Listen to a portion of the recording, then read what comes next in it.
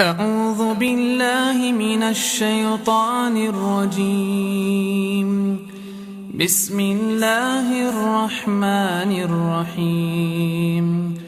الله لا إله إلا هو الحي القيوم، لا تأخذه سنة ولا نوم، له ما في السماوات وما في الأرض.